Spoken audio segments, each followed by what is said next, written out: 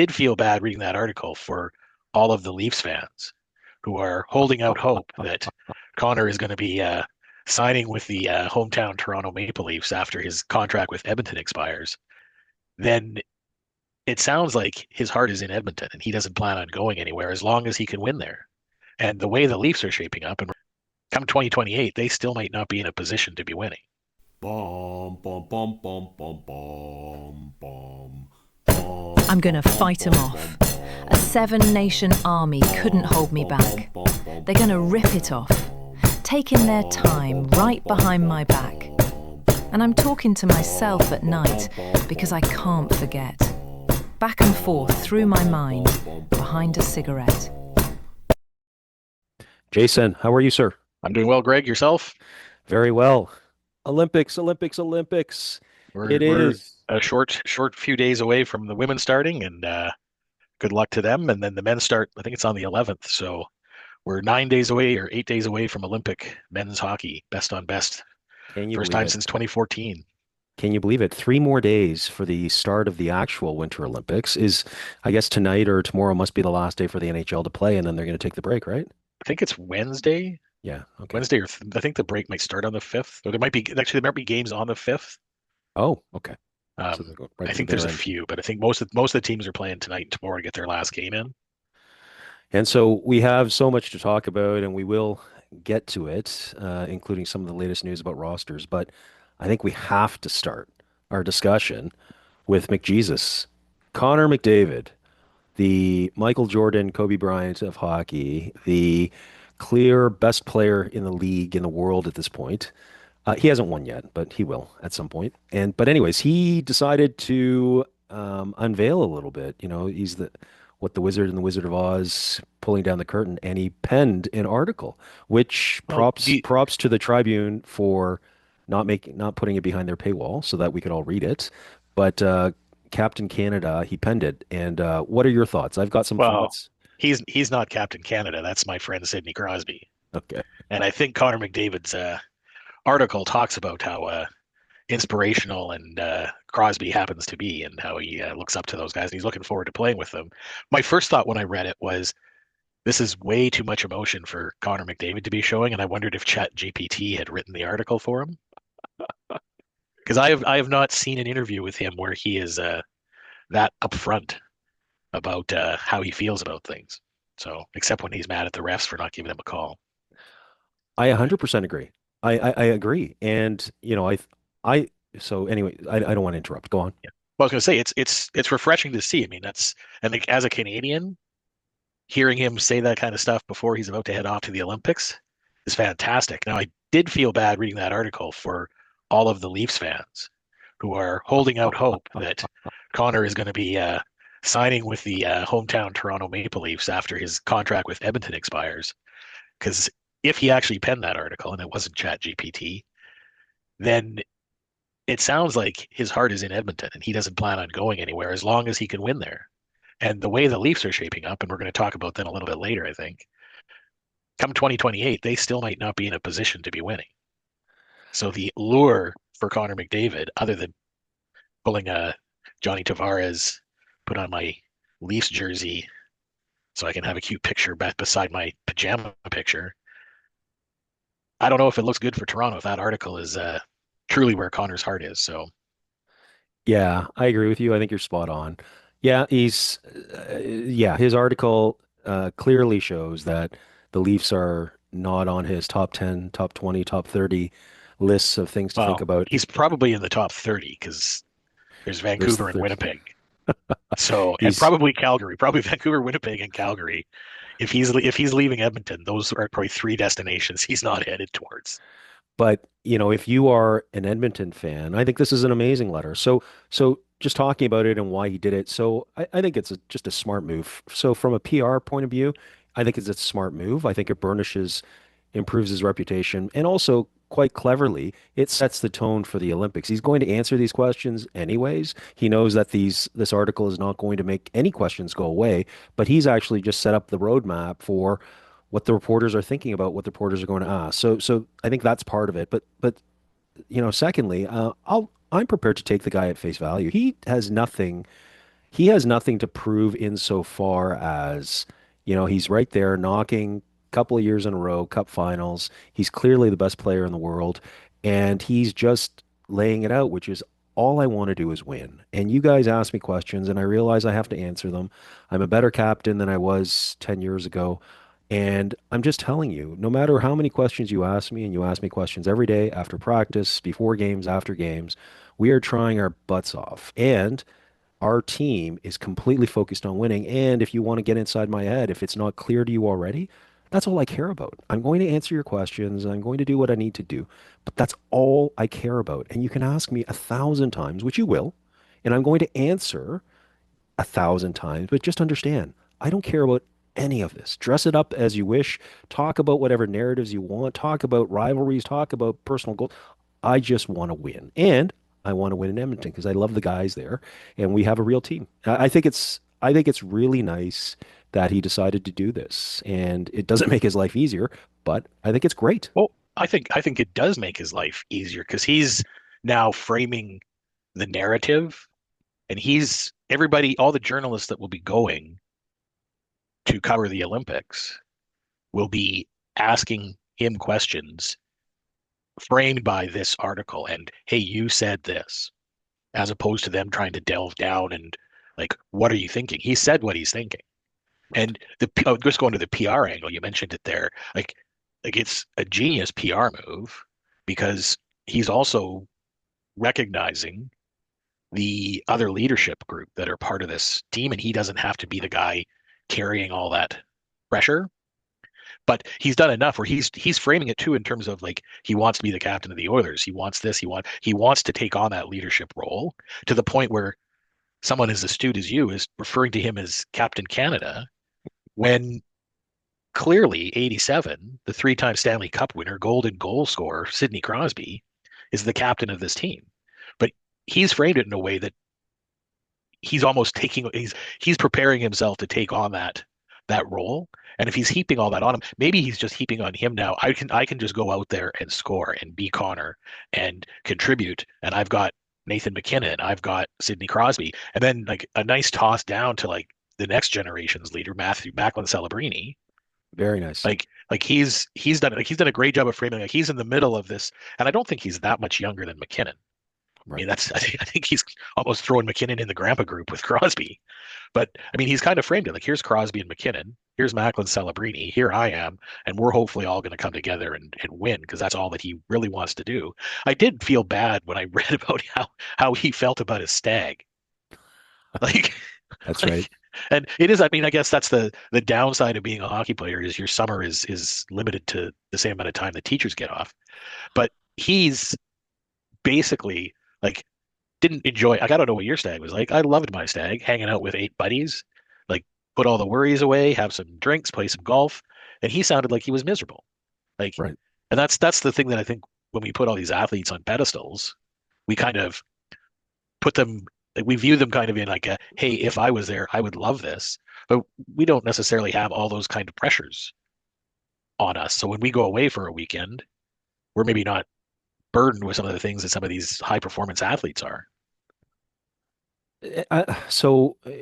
Yeah, I agree with what you're saying. And the reason I think I love the spirit behind this guy. I mean, it's the eye of the tiger stuff. It's the Kobe Bryant stuff. It's the Michael Jordan stuff. And Well, I say that quite deliberately. And the reason I'm saying it is this. So Kobe Bryant was probably a nightmare to be around, but he was absolutely, he was a one-trick pony and he was absolutely in your face, which was, hey, I want to be the best and I am training my butt off. You want to talk about it? I'll tell you.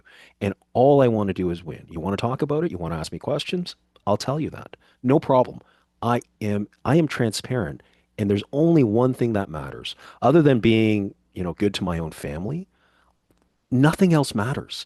And so you think about that. That's an enormous amount of pressure to bring upon to yourself. Like, there are 31 other teams. Every single city that Edmonton goes into, the entire reporter contingent is crowded around him. So you have, maybe a low of one reporter, beat reporter on the Ducks, beat circuit, but then you have 40 reporters plus turned away reporters who are at the Leafs and the Montreal, combos. And everyone wants to talk to him. And everybody wants to talk about, the same stuff. And what he's saying is, yeah, sure, bring it on. All I care about is winning. That's it. All I care about, and I believe in this group. Ask me all the questions you want about the defense, about our goaltenders, about Evan Bouchard's, mind fart. Like, just ask Well, away. so I am that has to be plural. ask away, and in the end, I'm laying it all out there. And so I love that because what we face in Leafdom is we face, media savvy, media trained, keep everything down to a low roar because so many questions get asked and try not to raise any issues whatsoever. And Connor McDavid is saying, screw that. I want to Well, win. well, Ask me about it. I don't see. I would disagree that I think it's media savvy. I think his PR team has done a brilliant job of eliminating a lot of the kind of questions that would just come out of a random group of reporters because now everything is going to be talked about in the context of this Tribune article, and everything's going to be talked about in a way that Connor McDavid has, in some ways, like you're talking about, already answered, so he can repeat, rinse, repeat those answers. It's going to show up as consistency, and it probably is who he is. I mean, I love the reference to the fact that people think he's a robot because I think that's exactly what people, because he's been giving a lot of the same answers. He hasn't put them pen to paper with those answers. They've just been transcribed by the reporters. But I don't think anything he said here is dramatically different than what he's been saying for the last at least 5 or 6 years about wanting to win in Edmonton. The whole reason he signed the contract, and I think he was pretty clear about this too during the offseason, the whole reason he signed the contract he did in Edmonton was like, we're keeping this window open. Like, I'm here for 2 more years. We'll see what they kind of do with what's admittedly a discount. And he's done that probably at the chagrin to the NHLPA. Yeah. So, I mean, the most valuable player for the NHLPA this year was Kirill Kaprizov, signing for like 18 million bucks a year because he's bumped everybody else's floor up. Connor's kind of been like, okay, I'm not going to do what Kirill's doing. In some ways, like I mean, I don't think what's the stat? Like, there hasn't been like a cup winner that's had a player making 10 million bucks a year or more than 10 million bucks a year. I think Bobrovsky made 10 million for Florida, Right. and so is Barkov. But I mean, it would be nice to see. I mean, if the Oilers did it, great. I mean, mean, I'd love to see Connor McDavid win a gold medal. I don't think I want to see him lift a Stanley Cup, not while he's with Edmonton. So, but Well, that might just be me. Well, with the exception of you and people in Calgary, I mean, I think we're all Edmonton Oiler fans, except for when they play our own team. Like, like how can you not get behind him, especially when he's doing, the eye of the tiger stuff, just saying, bring it on, just I'm putting it all out there and I want to win. And, I'm just gonna give you this Yeah. article and tell you this. You Now, didn't you didn't you did not grow up with years of Gretzky and Curry and Messier abusing the Canucks. So I was a huge Oilers fan. I watched everything I could, back in the day of highlights on TV that actually mattered and VHS tapes. But yeah, I mean, I was an Oilers fan, and thank God too, because the Leafs just were beyond horrible during that entire stretch. But yeah, so it's just awesome, what he's done here. I think it's fantastic. I mean, good for him. well, I mean that's we're gonna see what happens in the next 20 days, and hopefully he can bring back gold for Canada, and then suffer a first or second round elimination in the playoffs. But well, do you so okay. So we will come back, we'll circle back to the Olympics. But last time we chatted, we got to talk all about goalie fights. And lo and behold, another goalie fight. And this one was Yeah. great. And another Russian goalie. I think the Russian goalies are really mad they're not going to the Olympics. I'm going to wait for Sorokin and Shesterkin to get their goalie fights in this year. Right, But yeah, right. Swayman versus Vasilevsky in the Stadium Series game. It was a wonderful fight. And we were talking about it before we started here. Just like Vasilevsky looked physically much bigger than Swayman, but they're Much bigger. only there's only an inch difference between the two of them. Yeah, I don't know. I don't know. Vasilevsky was very clearly in my mind, but I did have the bias going into watching that fight. I thought he was punching down.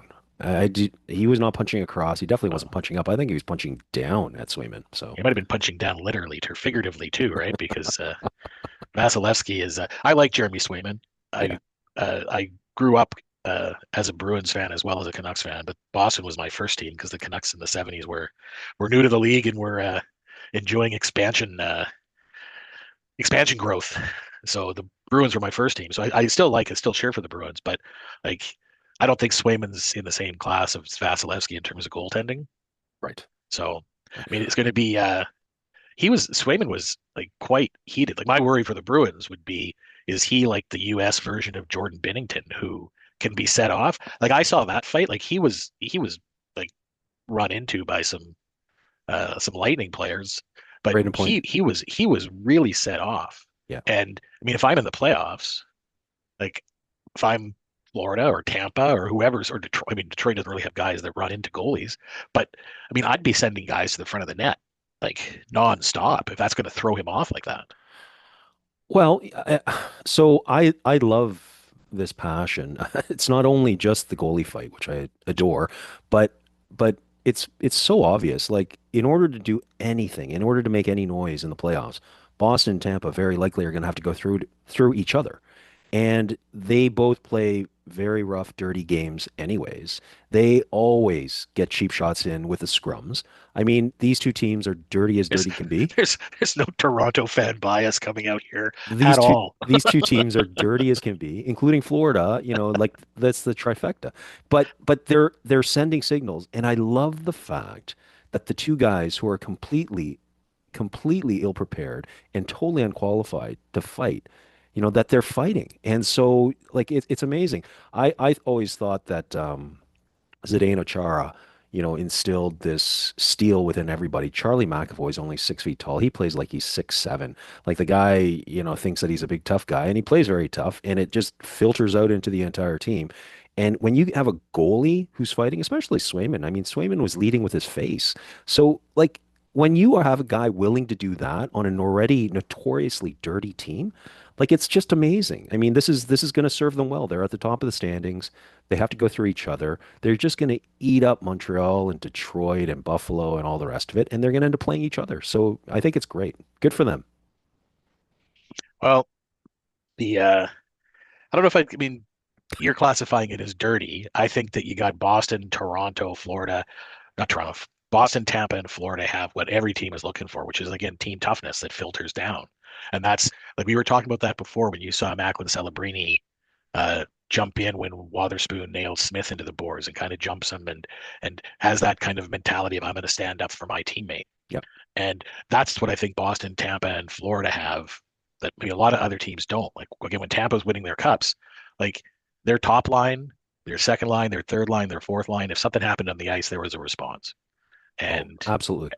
you don't see that from every team. And I Yeah. think we both live in cities where we got teams that we regularly don't see teammates stepping in when something happens. So Yeah. Yeah. that's where I don't necessarily call it dirty. I would call it team toughness. Well, for sure And it's dirty, but yeah, it translates into being a tough team to play against. yeah, So, dirty and greasy are two different things. Dirty and tough, I think, are two different things. Dirty would be like I kind of think of guys like my dad and I were talking on the weekend about some of the old Canuck guys that were dirty, like the Matt Cooks who would slew fit guys. That's what I would call sort of dirty play. right. But Well, we, yeah, I'm I curious if Boston. I'd love to see a Boston Tampa playoff series, whether it's the first round. I mean, Boston's sitting there in one of the wild card spots. They could easily end up finishing third in that division, and then they'd have to end up probably beating Detroit to get to Tampa. yeah. But we also don't know Detroit could pass Tampa still. I mean, it's still Yeah. close that Atlantic division. There's five teams that are probably making the playoffs. Yeah, yeah, no, it's super tight. But yeah, I love the just to finish off with the goalie stuff. And I love the sort of camaraderie of it. Swayman motioned to Vasilevsky, take off your bloody mask. Velasquez fed him like two or three nice knuckle sandwiches, just beat the snot out of him, and then gave him a nice little tap, as if Vasilevsky does it all the time. It's fantastic. I thought it was great. Well Yeah. done. Well, again, it's like when you watch the other players on the benches, like how into the goalie fights they are. Yeah. Like I'm surprised there aren't more because like the players all seem to just love it. Love it. Love it. So, Well, yeah. and so hey, But what's props. interesting, sort of going back to what's interesting when we're talking about team toughness, there's been two notable goalie fights this year, Yeah. and four teams involved, Yep. and Tampa, Florida, and Boston That's right. are three of the four teams involved. Vasilevsky's still, sort of refining his Vesna form from his surgery, and he throws caution to the wind. It's a nothing midseason game, and yet he still wants Yeah. to go for a tilt. It's awesome. He's going to be a Vezina finalist this year. And the only reason he might not get it is because Sorokin is playing out of his mind. Like if you look at Vasilevsky's numbers, they are probably, I mean, you can make arguments that he's actually playing better than Sorokin, but Sorokin's playing for a vastly improved Islanders team, leads the league in shutouts. So it looks like him and Matthew Schaefer are leading the Islanders back to their 80s glory days, potentially. But Vasilevsky's, I mean, if he's not a Vezina finalist, it's only because he gets hurt or something like that. Because right now he's trending like he could. There's a really good case to make that he's going to win, Oh, or okay. or could or should could win. Right. Well, Speaking of teams that aren't going to make the playoffs, uh, uh, there's a yes. there's a nice segue. So the Leafs won last night. Yes, they did. So, but are they done? Leafs are done. The Leafs were done in October. The Leafs are done. So it really doesn't matter. I mean, the most watched and the most dissected team in the league, and they suck. And so they can try to blame injuries, but they have been the beneficiary because they were young over the past 6, 7 years of having great seasons with very few injuries, and now they're just having what I would assume is more, average, more normal in terms of having guys out. All the top teams go through this, and the Leafs just can't keep up. I mean, the Leafs, they suck. They are at the bottom. Yeah, but Point just about wise, every they're team. Yeah, point wise, they're there, but the truth is that they suck. When they had the beginning of the schedule, and they were against teams that over the past 3 years also sucked, and the Leafs got nothing out of that run. It was right there, and so whatever. that sounds like resignation, Greg. Yeah, for sure it Because is. I was just because I was listening to some of the sort of Toronto media over the weekend and yesterday, sort of talking about like looking at analyzing the question like, are they done? And I think the guys in Overdrive yesterday were sitting there going, yeah, the Leafs are going to do the Leafy thing and they're going to beat Calgary and Edmonton before the Olympic break, and that's going to like give everybody the false impression that hey, maybe they could make a run in the playoffs. But like last night, so Toronto wins, gets their 2 points, and it's like, hey, fantastic. But they didn't really make up any ground Yeah, because Buffalo, Ottawa, and Detroit all won. All teams that are ahead of them in the stand in the Atlantic and in the state in a wild card chase. Detroit's probably locked into one of the top three positions in the Atlantic, but Ottawa's just I think tied or I think they're tied with Toronto right now, but they got a game in hand. I mean, Buffalo's 7 points or Boston's 7 points up. Buffalo's 8 points up. Montreal is 9 points up, and they've all played the same number of games. I think Toronto maybe has a game in hand on Detroit, but Detroit's 11 ahead. So that's pretty hard to. You're not going to make up 11 points in 26 games in today's NHL. I mean, like last night's a perfect example. Like, if all those teams had lost and Toronto had made up in regulation as well, if they'd all lost in regulation, Toronto might have made up 2 points on all those guys. But yeah, I mean, I agree it's going to be tough for them to do. But I was hearing some of the guys like there's a good debate. I think the guys on Overdrive again, they had Chris Pronger on last week. I'm not sure if you saw that interview where like Chris yeah, Pronger is basically saying like tear it down to the studs.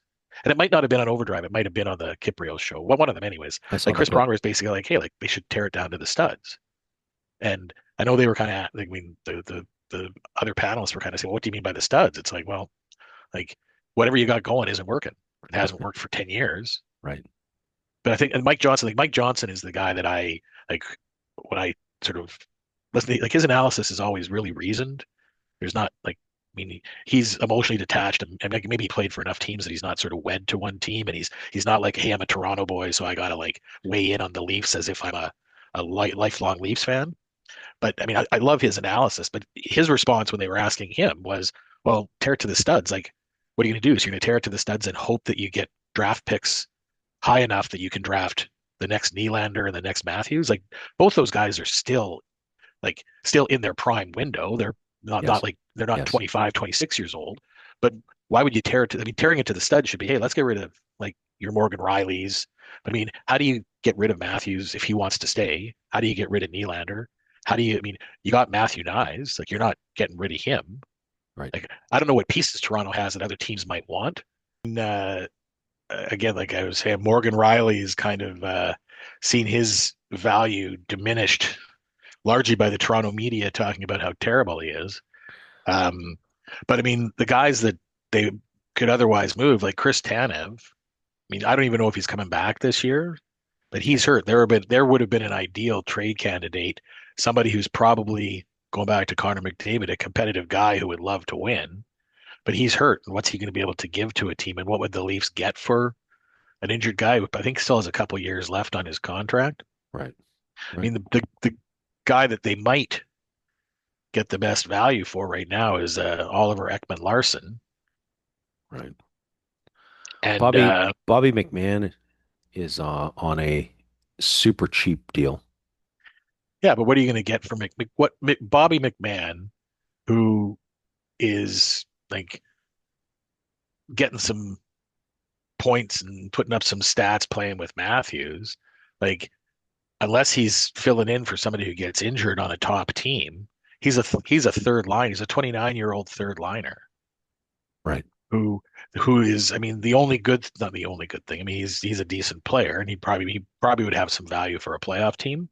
But what's the kind of value? I mean, is Bobby McMahon as good as a like Kiefer Sherwood? Is he as good as Mason Marchment? I mean, is the return going to be like a second round pick and a or a couple second round picks and a B prospect? I Right. mean, Columbus got a second and a fourth for him for Marchment, and um, or Seattle got a second and a fourth for Marchment. Uh, Vancouver got 2 seconds and like an AHL defenseman. So I mean, other than helping reload Toronto's draft picks, I mean, I don't imagine they're going to get 2 picks for McMahon. The other thing that Toronto's going to run into, I think that's one of the reasons Vancouver did the Sherwood move when they did, was when they come back from the Olympic break, it'll be more sorted out. I mean, even compared to 2 weeks ago, there's more teams that are now potential sellers. Yeah. I mean, you look at that Eastern Conference now, like we were talking about Toronto's position, like there's 4 or 5 other teams that are in that, like Florida's in that group too. Like Philadelphia's in there, Washington's in there. Like these teams with like 58 to 61 points, but they're 4 points out of a or 5 or 6 points out of a wild card spot. They're 6 or 7 points behind the nearest team. So if we're 6 or 7 behind a wild card spot, the Atlantic teams are like within striking distance uh, of the Islanders. But I mean, eventually a couple of these teams are going to say, "Hey, we're sellers." Like Philadelphia is probably on the cusp of saying, and Philadelphia's got some like pieces that are as good or better than McMahon to move. Right. So the teams that are going to add, the other problem that's going to that I think Toronto's going to face, as are all the teams trying to sell, is like how many teams looking at Colorado and Dallas and Minnesota. So I mean, what are Edmonton and Vegas going to be prepared to give up to add to their teams to make a run to maybe lose in the conference finals? Like probably not giving up first round picks if they still have them. They might give up 7 seconds. Like, would Edmonton give up a second for Bobby McMahon? Right. Potentially. That's the one team that I think we've probably all heard connected to McMahon. So, like, Zach Hyman light, I guess, is what Edmonton would be thinking there. Yeah. Well, when you look at the Eastern, this I don't think Washington and Florida will sell. I think they're in it. Um, and I think Florida just has to be. But then I think everybody else will sell. Like even though it's very, very tight, and everybody's got this quote unquote potential reach to catch Boston and Buffalo, maybe, not really. Yeah, I think everybody's going to sell except for Washington and Florida, I think.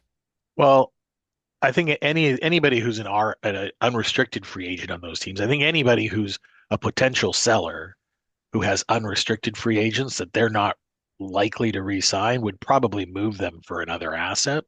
Mm. because they can always re-sign them. Driving in today, I heard again, I think it was the whatever the hockey show is on Sportsnet in the morning with like Marchese and Fuda, and they were asking Elliot Friedman whether or not Florida might go to Bobrovsky and Right. sort of like under the table suggest, hey, like we're probably not going to make it this year. You're an unrestricted free agent. We'd be interested in bringing you back next year, but would you be interested in going someplace for a couple months and maybe bring a couple assets back to the team here that could help us next year, and then you come back and re-sign here? Right. And Elliot Friedman kind of said, no, I don't think they would do that because you run the risk that Bobrovsky would say, like, screw it, I'll retire. I got my goalie fight in this year, so Well, Florida can't sell. I well, and mean, why of and course why they, would yeah. yeah, of course they could, but no, but they can't. Not the way that they've stacked up, not the way that, that everything is going. Like Well, they, they've they, also they've won two cups, so they can sit there and say, we've won two cups, a lot of injuries this year. right, Let's let everybody heal up over the summer. We'll have an extended summer if we don't make the playoffs, right. That's and come exactly it. back and run it back in 26, 27, because they'll have Barkov, and they'll have a healthy Barkov back by then, Yeah, a healthy Seth Jones. I mean, even if these guys come back in the last sort of stretch run of the playoffs here and help them. I mean, they probably have to play their guts out to try and get into the playoffs. And what are they going to have left then for another playoff run? They've been to three cup finals in a row because they lost to Vegas the year before they won two. they're in win now mode though, and next year, like you said, it'll be even better. They get a brand new player in Barkov, who just happens to be your 1C. They get a brand Yep. new player in Kachuk because, quite frankly, he's still, even if he's contributing a little bit right now, he's in preseason mode basically. No, exactly. Yep. And Seth Jones, what's happening with Seth Jones? Is Well, he I think he's still, I mean, they haven't talked about, oh no, because the Americans have replaced him. He's not going to the Olympics, right? It's okay? Jackson Lacombe is going to the Olympics for him. Okay, So he's not back until after the break. And again, like if they wanted to, like again, what they were talking about today is one of the moves Florida could make is if they decide like we're done for this year, we're not going to make it. You can then, if you don't need Barkov to come back for the playoffs, put him on LTIR. You can use his money to then go out and make a deal for Panarin, get Panarin now. So you have him tied up, so you have his rights, and you can sign him to a team friendly deal going into 2026, 27. right, right. And would he take, I mean, Russians love South Florida. So why not? I mean, Panarin's not going to a small city, so he's either going, I mean, he's already been in Chicago. They traded him to Columbus and he got his way out of there to New York. He's either going to one of the LA teams, LA or Anaheim, or he's going to South Florida. Vegas, I don't think could fit him in. I mean, Yeah, maybe Dallas. Dallas would have the room to fit him in if they don't sign Jason Robertson. right. And Dallas is a big American low tax city, so Panarin might like that. And that's the thing is we haven't seen a Dear Russia letter from Panarin like we just saw from Connor McDavid, right? Like we don't know if Panarin really cares about winning. Panarin might care about he's called the bread man, and maybe Joel Quenneville was onto something. Maybe he's like, give me the bread, man, and that's what his motivation is. Right. Yeah. Yeah. Yeah, I never understood the genesis of that nickname. Not the best nickname, but anyways. Well, you know the genesis of it? No, I don't at all. No, so Joel Quenneville gave it to him when he was in Chicago, Yeah. and he thought that Panarin sounded like Panera, the cafe, the bread cafe company, right? Yeah. So I guess Quenneville, maybe not the brightest guy, I don't know, but he had a hard time differentiating Panarin and Panera, so started calling him Bread, and Breadman came about. Well, it's one of two options. Either Quinville is vastly overrated, like you said, for his intelligence and his ability to be a strategic motivator, or he was actually slamming his star. So I don't know. Well, potentially. I mean, Yeah. I don't think I think Quenneville's actually quite smart. I don't know if you've mean, he's part of that whole Hartford Whalers group of Well, I think he's a great coach. players. Yeah. Yeah, but I mean, he's part of that. There's a whole group of those players. Like Ray Ferraro's talked about this because he played on that team where it was like Joel Quenneville, Dave Tippett. I mean, Pat Verbeek was on that team. He's now like a manager. I think there's a couple other guys whose names I'm forgetting now. Quinville Um, was a forgettable player, wasn't he? well, he was a decent. He played in Toronto. How can you forget him? No, but he was forgettable, wasn't he? Like Well, he as was. I mean, you'd probably describe him as a journeyman. He wasn't like right, right, he didn't rack up 6 point nights like Ian Turnbull did for you guys. right, But I mean, I think he was a good sort of 4 or 5 defenseman. right, But right. he's part of that whole tree. I mean, Emile Francis was the general manager, I think, of that Hartford team. And there's a whole bunch of guys who have gone. Ron Francis was part of that team too. That's the other guy I was thinking of. There's like guys who've gone on to be either really well executives. I don't want to say really good executives in the case of Ron Francis, but Ron there's guys Francis, who the have most been. overrated executive in modern history. He ran.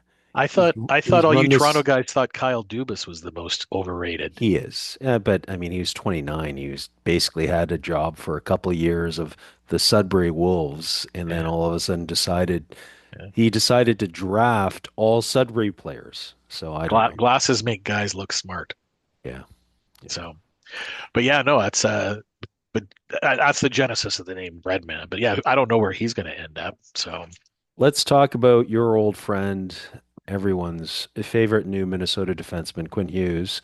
Holy crap. So I don't watch the games, but I see the highlights. Holy crap, is he a yeah, good player? we I were mean, he got beat on a sort of a one-on-one by the Montreal guy. Leaving that aside, holy crap, he's created a couple of plays out of nothing, and yeah, it's just but beautiful. I mean, we were lucky to have him for as long as we had him here in Vancouver, and you got to watch. I mean, you have to watch. I think you listen to some of the Minnesota guys go, "Hey, like we played against him, we knew he was good." But when you practice with him or you see him on a nightly basis, like when you hear the Minnesota media, like, "Hey, we were excited to get him." Now it's like, "Holy crap! Like we got to keep this guy." Like, how do we do that? I mean, like he's and like I mentioned this to you before. My prediction is that he's going to win the Norris Trophy this year, and he's become the first defenseman to win the Norris Trophy in a season where he's traded. So there's been Right. a few guys like who've been traded either the year before they win a Norris or the year after they win a Norris, and those are the kind of names like Chris Chelios did it. Eric Carlson was traded to Pittsburgh before he won. Uh, Paul Coffey, I think Edmonton traded him. There's a contract dispute. Edmonton traded him after he won a Norris. Go back to the 60s, like Doug Harvey was traded by the Canadians after he won a Norris. But I mean, since he's been in Minnesota, it's been like unreal. I think what was the wildest stat? I don't mean that as a pun, but the wildest stat that I heard coming in today was yesterday he had 3 assists in a game. That was the fifth time in minutes since he's been to Minnesota. 25 games. It was the fifth time he's had a 3 assist game, and that ties the franchise record that Ryan Suter held. And Ryan Suter took 656 games to have 5 3 assist games. Hughes has done that in 25 games. He's had five three assist games in 25 games with Minnesota. Yep. What? That's What is the Toronto-centric media doing? Like I don't know. that's incredible. Yeah, Wow. no, it's unbelievable. He's been there 25 games. He's had 32 points, 3 goals, 29 assists. Like he's on pace. Like he's probably about a month ago. I think he was probably about 12 or 15 points behind Cale Makar, who's kind of fallen off a little bit here. Maybe he's focused on Milan too much.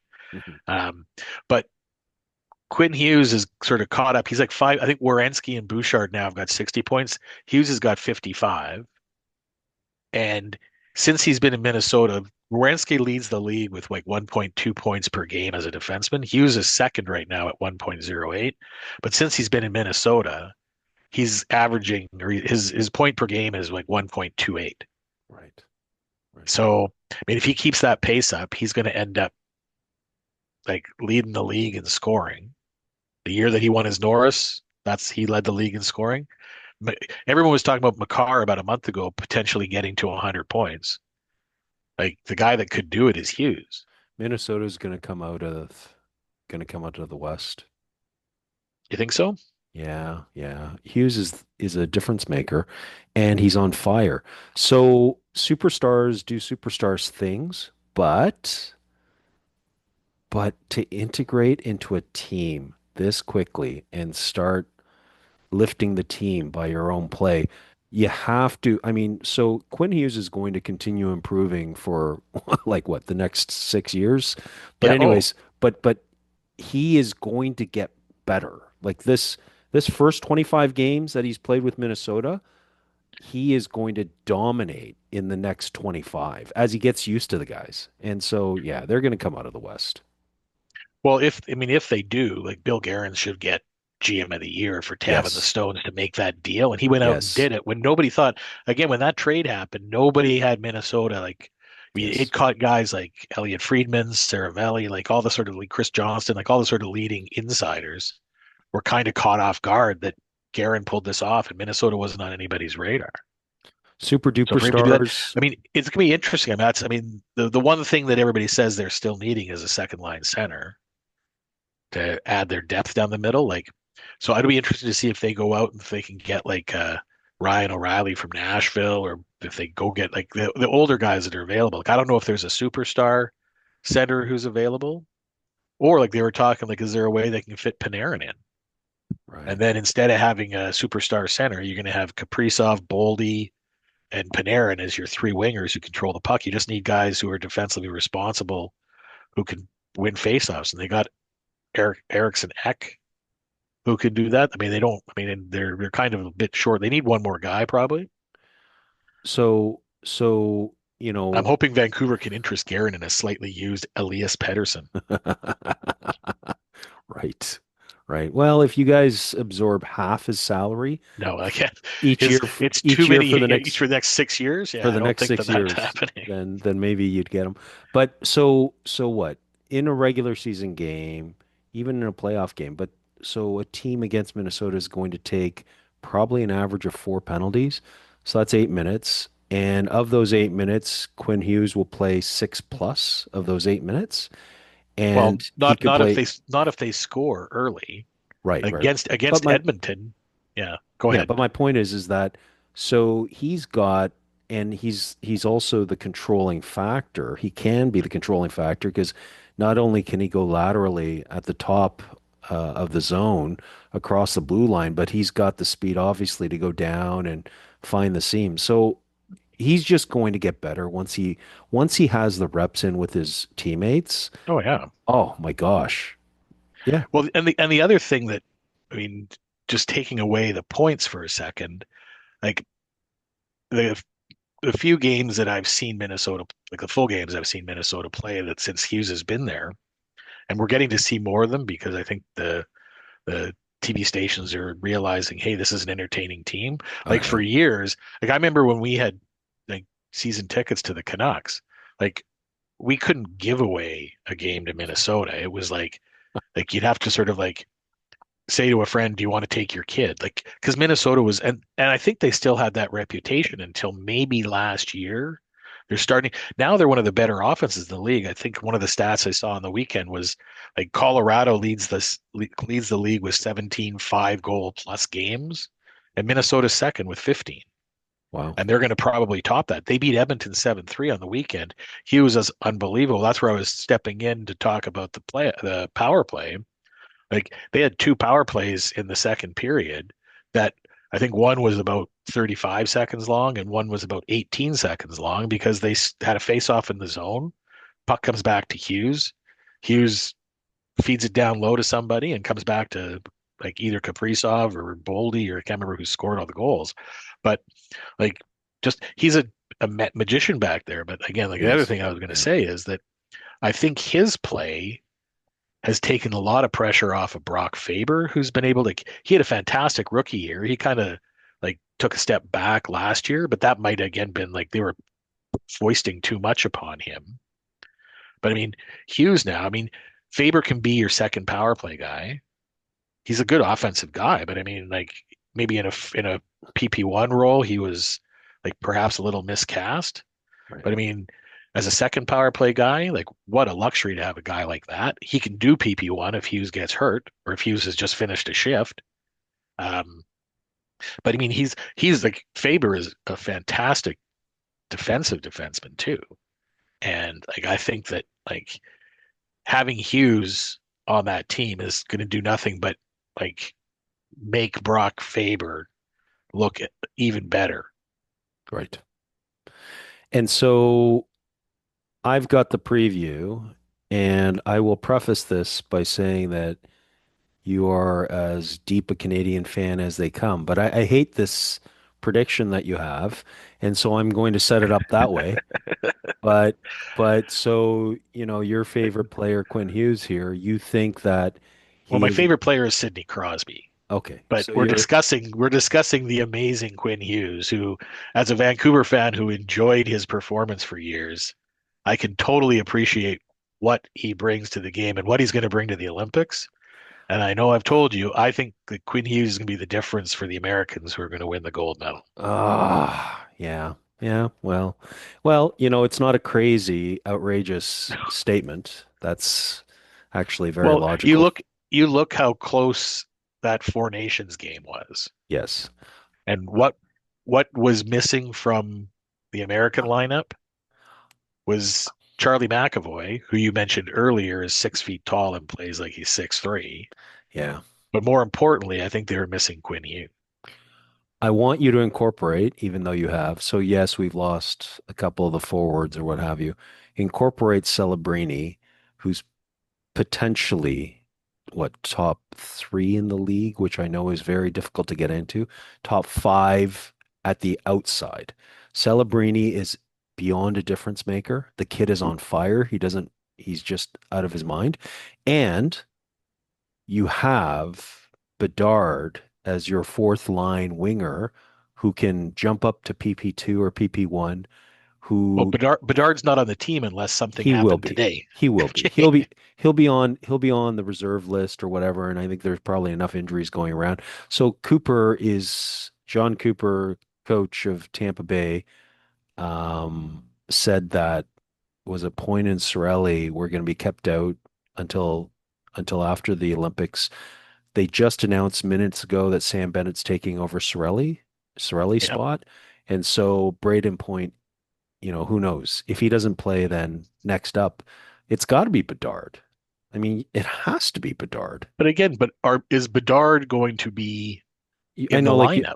I know you like Scheifele, and I agree with you. Except, Well, no, except he's Bedard is he's a game breaker. He yeah. has that skill. No, I agree with you. My point is that there's already with Bennett there's 13 forwards. The 14th forward would be, if Point doesn't go, whoever steps into that role is going to be the 14th forward. Is Bedard going to be on the ice, or is he going to be watching from the press box, even if he's there? And I know where you were going with Celebrini, saying, hey, the Canadians didn't have Celebrini. I'm saying the Americans didn't have Hughes. The Canadians didn't have Celebrini. I look at the offensive firepower that the Canadians have up front. You've got, like, on a power play one, if that's what you're thinking, you've got McDavid, McKinnon, Crosby already. Like, just those three guys. And there's a whole bunch of other forwards that they're bringing along as well that can fill the net. So you got those three guys. Is Celebrini, he might add to that, but adding Celebrini to that forward mix, I don't think is as impactful as adding Hughes to the defensive mix for the Americans. That's very true. Hughes will be on the ice for 24, 25 minutes, even with that star-studded cast. Yep. So you're right. Celebrini will be on the ice for 9 plus some power play time. And he grew up playing with a lot of these guys, and I mean, they're not playing on a daily basis, but again, look what he just did with what he's been doing with Minnesota in 25 games with people he really hadn't played with before. Yeah. He's got a history with some of these guys, and I mean, imagine he's going to be teeing up Matthews, teeing up Boldy, teeing up Kyle Connor. Jason Robertson's not there, but I mean, like he's teeing up all those American guys and controlling the puck. You just look at how he controls a game. Yeah. And like I don't I mean that and that's where I mean for me, and again I'm a bit biased because he played for Vancouver. Like I think he's a better defenseman than Cale Makar, who everybody was kind of etching the name into the Norris Trophy a month ago. Right. And I think that Hughes controls a game more so than a guy like Makar. And I think that's going to be a huge difference when it comes to the Olympics. I don't want it to happen Yeah. as a Canadian. I want Canada to win gold. I just think that Hughes is going to be the difference. I mean, what he's been doing in Minnesota just convinces me that he's going to be a difference maker at the Olympics. So, yeah, yeah. So I agree with you. I think Quinn Hughes is a difference maker, period. I think that because this is going to be some of the fastest hockey that these guys have played, I think that he will scale. Conversely, not to throw shade at him, but Charlie McAvoy isn't going to scale nearly as nice. Charlie McAvoy needs a mucking type of game, and I don't think he's going to get it. So he's, a great player, but I don't think he's going to elevate his game like Quinn Hughes will. So you're right, 25, 24, 25 minutes on the ice, he will actually tilt the ice. Yeah. Having said that, Celebrini, as you know, as we all have shown or seen, he needs half a chance and then he's got a goal. So in 9 minutes, can he get half a chance? I don't know. Oh, he'll The kid is Celebrini. Yeah, phenomenal. but Celebrini will get more than 9 minutes a night. It's not like Cooper's going to be rolling. Cooper's not going to be pulling a like Chris Knobloch and rolling McDavid for 24 minutes a night while his third and fourth liners are parked on the bench. Yeah, okay, so Celebrini gets 11. He gets 11 and a Yeah, half, yeah. 12 minutes. But Well, yeah, it can depends who he he's playing with, but find can he find half a step of a break? I think he will. There's a good chance it's a one game take all, but in 9 or 10 minutes, given that the kid is just, he's a dog on a bone, he's phenomenal. well, I hope you're right, and I'm I know. shocked that as a Toronto Maple Leafs fan, you're not stroking Austin Matthews' ego and talking about how Captain America is going to be uh, Well, leading. Austin Matthews, as we've all seen, he's a touch player, so he can strip players of the pucks, but he's got this wonderful ability to catch and shoot. So he for sure is going to be the beneficiary of Quinn Hughes. And the problem for the Canadians is that Quinn Hughes, because he's too mobile, he's very, very difficult to cover. I mean, he sort of moves off one cover, he engages another a defensive forward or defenseman, in the zone, and now you've got two guys that are partially covering him, and then that creates confusion. And Matthews only needs, half a second, and he's able to get the good shot off. So if Quinn Hughes can move around laterally and all over the place like a helicopter, which he will, then yeah, it'll be tough. But on the defensive side, he's going to give up chances um, uh, as long as he doesn't get the puck. Once he gets the puck, then he starts controlling the play. But on the defensive side, he is not a shutdown defenseman. He uses his feet, but still, he's got openings there. Yeah, I would encourage you. I know it's late for you guys when Quinn Hughes's games are actually on, but I would encourage you to watch a Quinn Hughes game in its entirety because the I know you watch the highlights, but when you watch a full game and you kind of watch how he walks the blue line with the puck and the things that he like, I don't think there's anybody else in the league who does it the way that he does it. Right. Right. Yeah. So Yeah. now, don't is are the Leafs playing the Wild here coming up? Not until March 15th they're playing the Wild, so you can put that in. Leafs are It's a done. it's a 4:30 start time Yeah. Pacific. That's 7:30 for you. That's going to be really late again.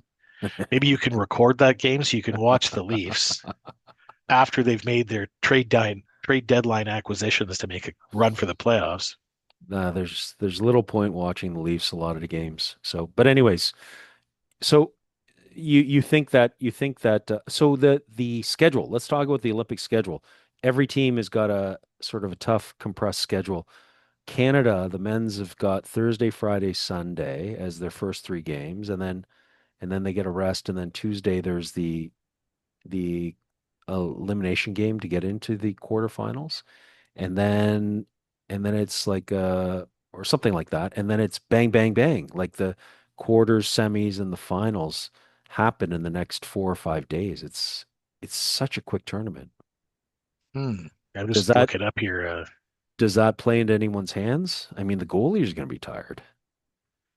Yeah. So well, and that's where again, this might sort of work against Canada. I mean, the goalies aren't able to play back to back. So No. if Canada's playing Thursday, Friday, then one of, I mean, I'm assuming it's going to be Thompson's the first choice, although he's a bit dinged up now too, from what I understand. Didn't he get injured? I saw him carried off No, that the was ice. Charlie Lindgren, the other Oh, was it? Washington goalie, Oh, got okay. carried off, but Okay. Thompson got dinged up in the last game. It sounds like he's still going to go to the Olympics, but I mean, if he's not 100% healthy in a short tournament, do you throw him out? You got Binnington and why am I blanking on the other goalie? Wedgwood. Is it Blackwood? It's not Blackwood.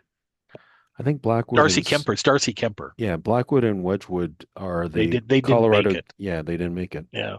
It's Darcy Kemper. And Right. Darcy Kemper is like the Kings as a whole. I think Kemper's been playing okay, but he hasn't been sort of stealing them games like he was earlier in the season. Right. But there's another guy that, I mean, he was a Vezina candidate last year. Thompson should be a Vezina candidate this year. So, and Binnington was amazing in the Four Nations. So, but I mean, two of those guys are going to be playing the Thursday and the Friday. So, what are the Canada opens against Czechia, Yeah, we've and got a harder schedule than the US, then but they're playing Switzerland, right? right. So they're playing Czechia on the 12th, playing Switzerland on the 13th, and then playing France on the 15th. Right. So, I mean, they could give all three guys a game, Yeah. and their weakest guy could go up against France, and it probably is not going to matter. Right. Just give everybody a game, and see who's playing well and who's healthiest. Because that's the other thing is like it's not like there's such a dramatic difference between them. I mean, Binnington hasn't been playing well this year, but I mean, like if Thompson's at 70% and Kemper's not playing great, and Binnington played well against France, like why wouldn't you throw him in and see what your your odds are? And Yeah. maybe Thompson doesn't go. Maybe it's Blackwood. I mean, Colorado's been on a bit of a downer, but Blackwood still has been playing well. I mean, and at the end of the day, I mean, you just need a goalie to get hot. And we saw that I mean, everybody was lamenting the Canadian goaltending going into the Four Nations, and look what happened. So the same thing could happen. The odds are, I mean, when you have better quality goaltending like the Americans do in terms of like, I'd rather have Swayman than Binnington if I was throwing somebody in. Yeah. Ottinger. Ottinger, Hellebuck. Yeah. I mean, those three guys. I mean, if you match everybody up, Hellebuck against Thompson, you're probably taking Hellebuck. Yep. Ottinger against Kemper, you're probably taking Ottinger. For Swayman against sure. Binnington, you're probably taking Swayman. Oh yeah. So in each of those picks, you're leaning towards the Americans. Yep. So it might not matter what Quinn Hughes does if the American goaltending is fantastic. Yeah. So, Yeah. Canada's but in again, tough. as I've said, I want Canada to win the gold medal. I'm just I just think what Quinn Hughes is doing is incredible. So And so let's talk about your Canucks. So we've crapped all over the Leafs. I guess if we have to, well, I want to say congratulations to the Canucks who they haven't mathematically clinched 32nd place in the league, but they are, for all intents and purposes, going to finish at the bottom of the standings. Yeah. Uh, I mean, what are they? Like I did some math, and it's like they would have to like, all the the Vancouver sports media here does if the Canucks were to win every single game for the rest of the season, they'd end up with 94 points. And 94 points hasn't gotten you into the playoffs in the Western Conference in the last 3 years. Right. So they're not mathematically eliminated, and there's a bit of a downer this year. It's probably not going to be 97 or 98 like it was last year. But if they play 500 hockey, which would be better than what they've been doing to date this season, they'd end up with 68 points, which has pretty much secured you last place and Right. the best odds for the draft. And that's where we're at. Like the Canuck fans are ready for the rebuild. They Yeah. just want the team to stick to the plan. Yeah. You got to get rid And of Pedersen. You got to swallow some well, salary. I don't know if they have to swallow salary or they just have to find a team that needs a number two center and has cap space to fit him in. I think I said last time, I think you're going to see if he doesn't end up going to Carolina by the trade deadline in the off season, he probably gets moved to a team like LA unless LA can find a better fill-in because Kopitar is retiring. They're going to have a whole bunch of cap space, and they can be prepared to take a gamble on Pedersen refinding his form.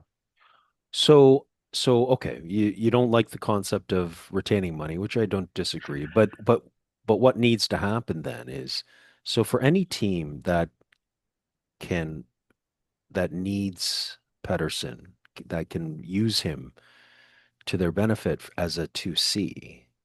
So, a team like that, Well, that again, means that they need to get rid of two bad contracts that add up to about $9 million.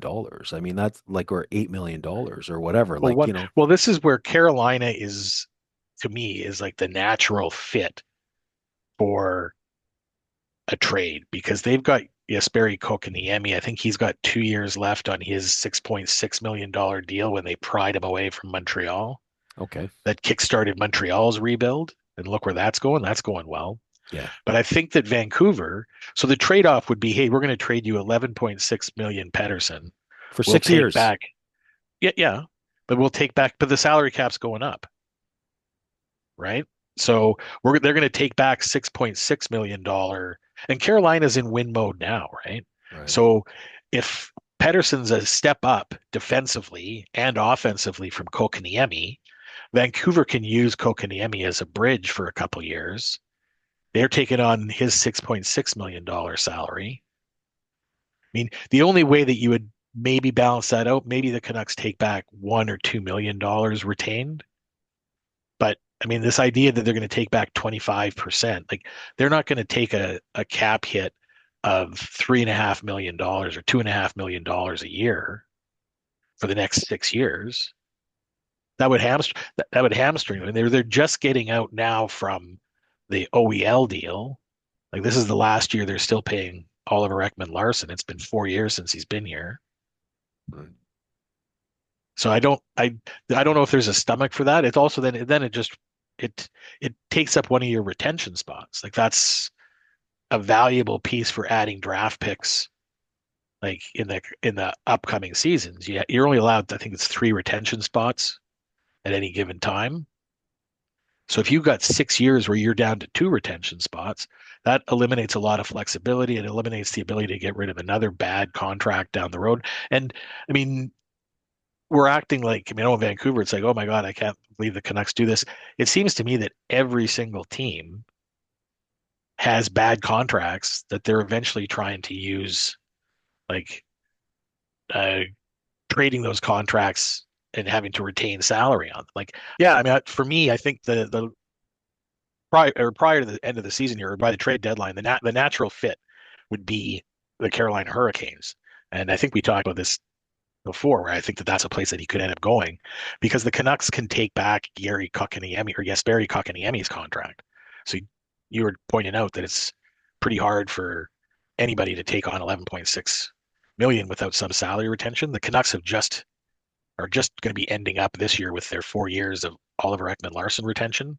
So I don't know what the appetite would be for either ownership or the fans to see a sort of 6-year retention that is anywhere close. Because I think with Ekman-Larsson, it was 2 years at 2.5 and 2 years at 4.5. which really hamstrung the Canucks' ability to sign free agents, sign their existing RFAs. Now, the Canucks are in a good spot to a certain degree because they're going to be having a young team for the next 2 or 3 years. They could probably afford a little bit of retention, but I don't think that there's going to be an appetite to say, hey, take on 25% of Pettersson's contract for the next 6 years. Well, So, you know Pedersen far, far, far better than I do. But in my humble opinion, I think you guys are stuck with him because, in my humble opinion, 6 years is just far too long. And I also believe that with team dynamics and team unity, like this whole salary cap thing leads to corrosive effects. And so if you have a guy who's sitting at the top and thereby suppressing the salaries of everybody else on that team because he's taking 11.6 and he's really only a 2C, at best. So hopefully Carolina takes him off your hands. I think they'd be foolhardy to. If he had 2 years left, maybe 6 years is a lifetime. And so for 6 years, you're sending a message to your entire team. This is the top, but by through necessity, even if the salary cap's 108 million, by necessity, this is one of the top guys, and he's not one of your top guys, or he shouldn't be at least for a good team. So well, I mean, his defensive numbers this year have been pretty good. It's his offensive numbers. Like if he was making $7 million a year and they were getting this kind of production and he was a 2C, I don't think there'd be anybody who would be like there still would be some disappointment because he had such potential. But yeah, I mean, he still has, I mean, right now there's still that carrot out there that he could potentially elevate his game if he's in the right spot. I mean, and that's where again, like it may be that the market is too much for him. The role as a number 1C is too much for him.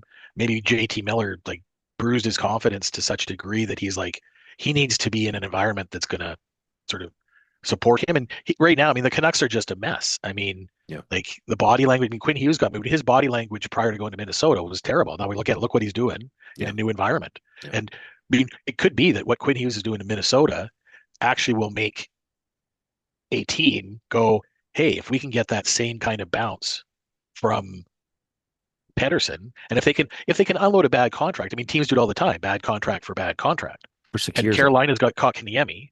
For 6 years. No, I understand the math, but they're going to be again.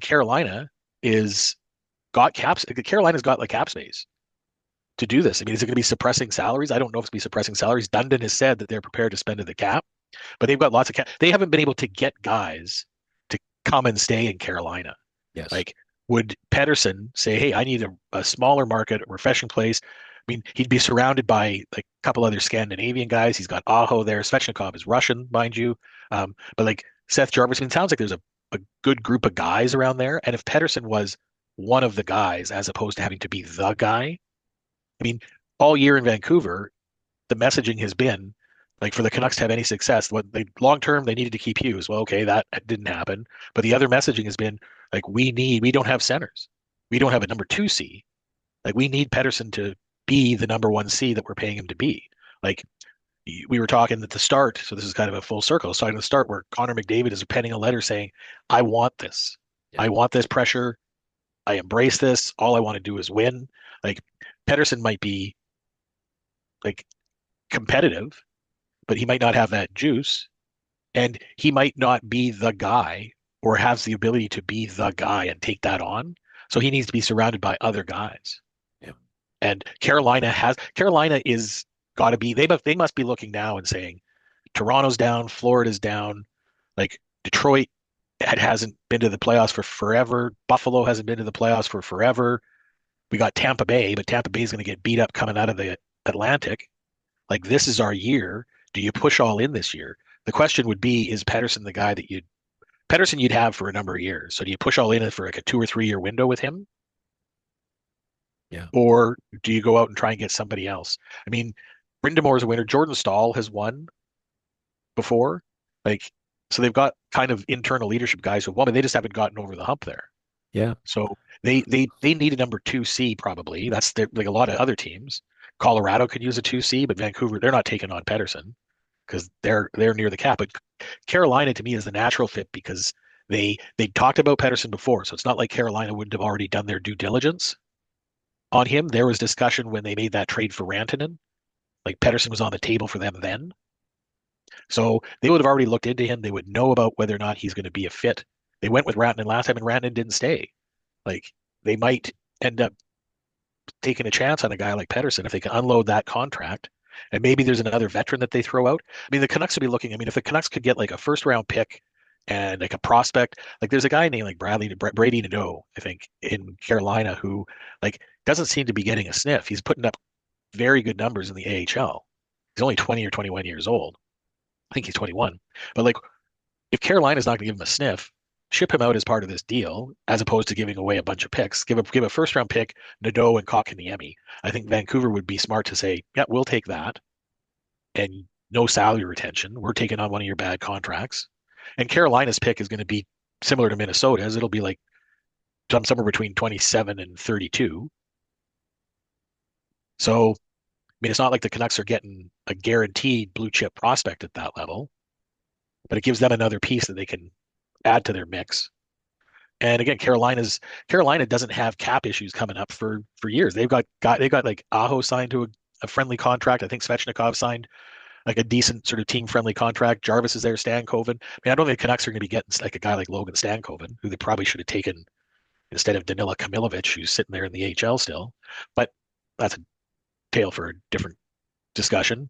But I think there's pieces that Carolina has that they could give up to Vancouver that would make it all work salary cap wise.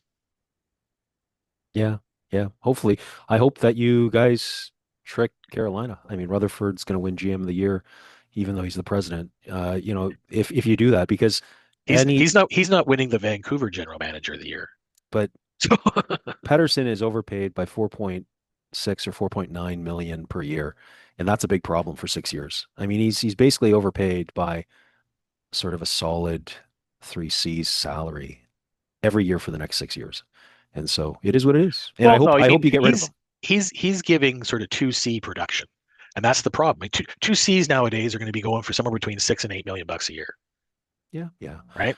So, You're right, but does he have up? He's got more offensive upside than. I mean, if you're going to take a shot at winning, do you take like a Braden Shen and hope that he's going to give you the playoff run that'll help you win, or do you say, hey, we'll take Pettersson and run it for 3 or 4 years with him as a 2C behind so Aho? If he's not the number one guy, I'll like I defer still think there's potential there.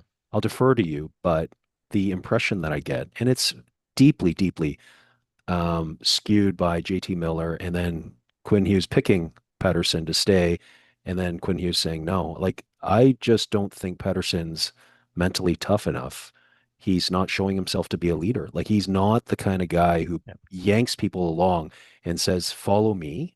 I'm going to lead the way." In fact, he Yeah. seems like a Well, very much like a pampered sort of follower guy.